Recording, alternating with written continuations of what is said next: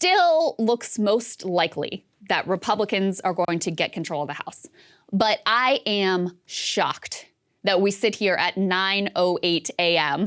the morning after, and that is not totally abundantly clear.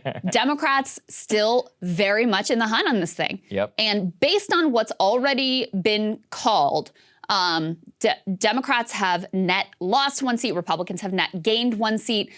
So they need to gain ultimately 3 seats in order to take control. It's not a lot, but that's all they need. They need to get to 218. So a lot is going to depend on what comes out of Nevada. There are, I think, 3 congressional seats there that are real toss-ups. And also what comes out of California, where there are a whole slew of, there's like 1 million congressional races in California every year. And so a lot is going to come down to what happens in those 2 states, which we probably are not going to know for a little while. So remarkable.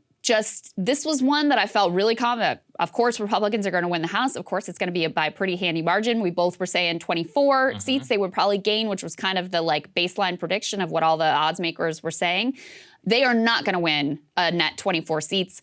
If they win control, again, which is in doubt, they are going to do so by a very thin margin, which is absolutely incredible. Pathetic showing for Kevin McCarthy. Kevin McCarthy last night, I had friends who were at his election party.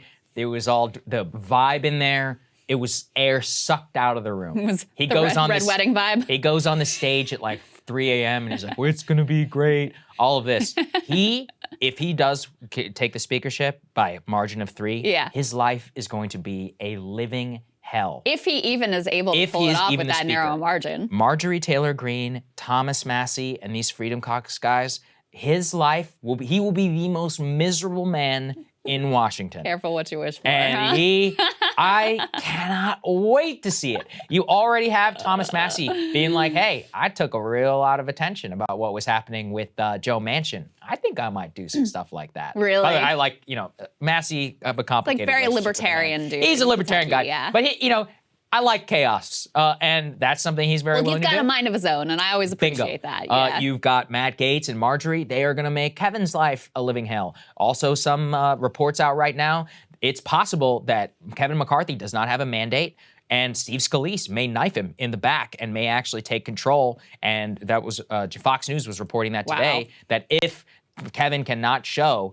that he has the ability to take control of the caucus, then Steve Scalise will have to cut a deal with the Freedom Caucus, and he could come in and sweep. So, and again, that's if the Republicans hold on to that. So correct me if I'm wrong, it's going to take a while for the House because of California. I think so. Because California has a couple seats which are up and down, and man, they just take weeks to count votes. We never take notice on the national level because it's California. It's California, it's a done deal. Given that they have so much mail-in vote, they take weeks and weeks to give us the result. We may not know this for quite a long time. It may take a while. And, they had hopes that they would be able to knock out like a Katie Porter. Right. Those were where Biden won by, more than 10 points. Right. Those were totally off the table. Just to dig into, well, let me first give you the overall projections from NBC News based on their forecasting model. They ultimately think that the GOP takes control. Again, remember, you have to get to 218 is control. They project that the GOP is going to get 220, Democrats 215, and that projection is plus or minus 10. So really still up in the air. Totally. New York Times has it a little bit better for Republicans. They gave Republicans projected a slightly more comfortable margin, but still we're talking about, a 10-seat margin, something like that. So House control, the analysis I've seen is Democrats have maybe like a 25% chance of holding on to it, which again, if you told me we'd be sitting here the morning after and it would be unclear and Democrats would still be in the hunt, I just would not have believed you that was going to ultimately be the case. Right. I want to dig into a couple of the more noteworthy results here because there are some that are really interesting. First, I have to say, okay, overall, Democrats, good night. May even hold on to the House ultimately, looking pretty good for the Senate. Sean Patrick Maloney, who is the head of the DCCC, he's the dude who is supposed to be responsible for Democrats keeping the House. He looks likely to lose his seat in it's like a Biden plus 10 district in New York. Not only that, he pulled all kinds of like nefarious, underhanded shenanigans to jump after the New York redistricting comes out, to jump into this district and Bigfoot Mondaire Jones, who was like a sort of pseudo squad member, to Bigfoot him and push him out. Mondaire Jones ends up losing in a primary in a different district because Sean Patrick Maloney thought this district would be more comfortable for him to win than the other redrawn district, which had much more of the turf that he is currently representing. Now, it is still close. They have not called that race, but this morning, Sean Patrick Maloney is down. There is some real karmic justice in the fact that he may lose the seat, again, in a Biden plus 10 district, where, you know, all kinds of Democrats across the country, in even some places that Trump won, were able to hold on to their seats. Just so utterly pathetic that this guy might go down, and I cannot help but just chuckle about the whole thing. He's a little weasel. Yeah, it's funny. Totally. Did we talk about Boebert yet? Not yet. That's a fun one. That's another one. Listen, guys, there is some karma left in this world, and Lauren Boebert, things are not looking up for her right now. So, okay, let me go ahead and read the results here exactly. So, for Lauren Boebert in Colorado, here's where things stand at this moment. 90% of the votes in Colorado House are in. Frisch, her Democratic opponent, 50.6, Boebert, 49.4. So she's hanging on. It's very she's down by 1 point, but 10% of the vote that is left in there. There is no real projection, even if she does win, to win in a red district, of which you were hailed as some next MAGA star, and to barely hang on. Look, you give it to Marjorie. She won that seat outright. It wasn't even close. They called it immediately. Question, she can at least back it up. Well, Florida went Boebert. a different way than the rest of the country. Well, she was in Georgia. But she was Georgia? I was thinking she was Florida. But anyway, I mean, here's the point. Actually, it makes it even more noteworthy because it's Georgia, which is effectively blue-ish purple right now. So Marjorie actually won her district. Lauren Boebert is, if she hangs on, it will be by the closest of threads. And will she modify her behavior as a congresswoman? Seriously, it's going to have one of those major look in the mirror times to be like, well, hold on a second here, because all this like sucking up to Trump and trying to turn into some turning point star and all that. Turns out the people of Colorado, not so happy about that. I mean, this is one where it really is a very clear referendum on the candidate. Yes, very absolutely. clear. And it's a red district. Election denial, stop the steal, just being like a lunatic on a daily basis. Just like a fake Sarah Palin. Yeah. Give it to Sarah. I think she was actually being herself. Like Lauren Boebert is just like a carbon copy of her. Yeah, Sarah Palin was on the ballot last night too. That's true. Don't know what's. We won't know that one for a while. Alaska has weird runoff Rank rules. choice. Whatever. Also. But this is one of those that I looked at and was again like, oh, some of the old laws of political gravity do apply. Mm-hmm. It's not just all national mood. It's not just all partisan lean. There is some thinking going on here, and you can cross a line with voters where even people who are typically voting Republican are like, nah, you, Lauren Boebert, you are a bridge too far, and I'm going to hold my nose and vote for the Democrat, even though I normally wouldn't. So. Karma is a beautiful thing, Krystal. Yes. There is some of it left in this world. I'll be honest with you. I feel not far less, still quite cynical, but I truly believed. I'm like, I think Trump and many of these candidates, I'm like, they could shoot somebody on Fifth Avenue and they just win. Well, that's mantra. That's not true. That mantra that was synonymous with the Trump era of nothing matters. Right. No longer true. I mean, that's what it felt like last night. Is like, oh, actually, some of the things Biden did matter, the Supreme Court and what they did mattered. Right. Some of the most like fringe, craziest, extremist candidates, that mattered. And so, it was just a very different dynamic than what we've been seeing in the Trump era. I've got a couple more that I want to go through. So first of all, some of the frontline Democratic candidates were able to get through. Alyssa Slotkin, she's Michigan. That was one that Republicans, I mean, really, people thought she was like a woman walking. You're right. I thought she was done. I think that's a district Trump actually won. Yes. And that's why she's always like a bellwether woman. She's able to hold on. Again, Dem outperformance in the industrial Midwest, and that shows up there for her. Abigail Spanberger, my district in Virginia, this was one that was also seen as a real bellwether. She's able to beat Yesli Vega. Cuellar.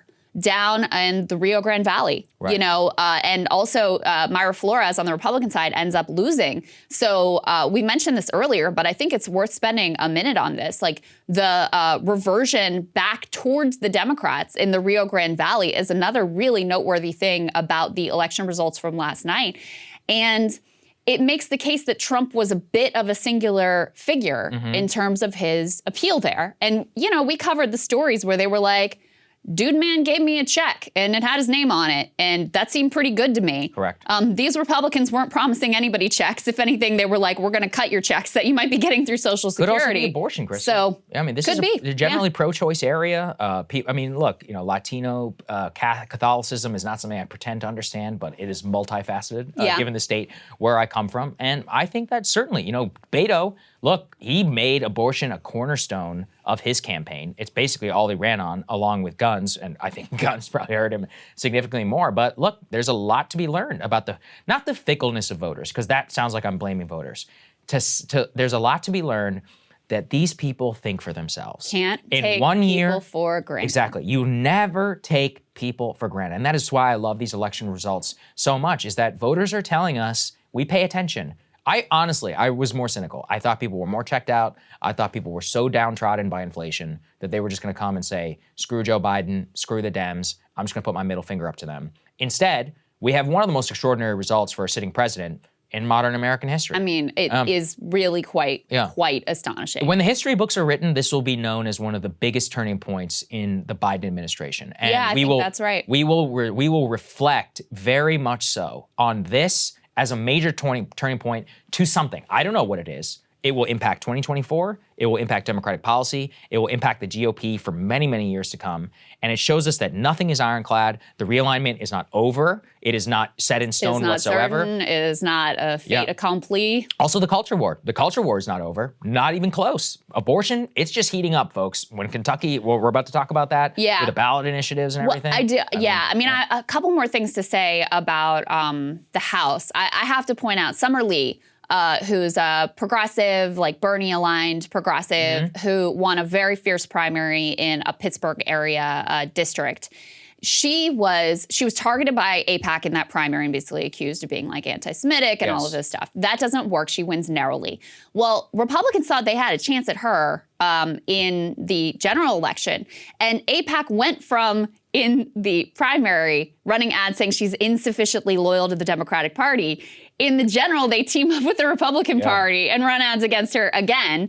Part of what happened there is, not just sort of wish casting a gigantic red wave that would even sweep out people like Summer Lee or deter her from victory. But you also had this weird situation where the Republican had the same name as the previous Democratic incumbent in the district. So there was a lot of nervousness that voters were like going to get confused and not know that this was a Republican and think they were voting for the guy that they used to vote for.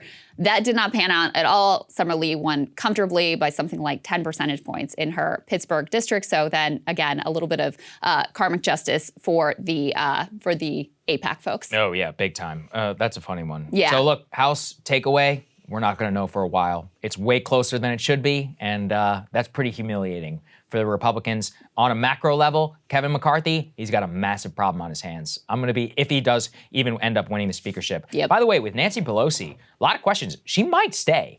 She gave an interview with Anderson Cooper a couple of days ago where she said that the Paul Pelosi attack could impact her decision to leave early. I don't know if it's true. Do I think that Nancy could really pass up the being speaker again? No, I think her ego is far too big for that. So that would be my inclination as well. But hey, listen, you never who knows? know. Maybe she actually does love her husband. So goes through a real health trauma situation. See. Who knows? Right. We'll see. Cable news is ripping us apart, dividing the country, making it impossible to function as a society, and making it impossible to know just what is true and what is false. But the good news is they are failing and they know it. That is why we're building something new, a new mainstream, a healthier one, something more trustworthy, something that we are going to need in one of the most pivotal times in American history. We are building up here for the midterms, for the upcoming presidential election, but we need your help. So if you can help us out by becoming a premium member today at breakingpoints.com, we're trying to change America for the better and the entire world. So what are you waiting for, guys? Go to breakingpoints.com and sign up and help us build a new mainstream.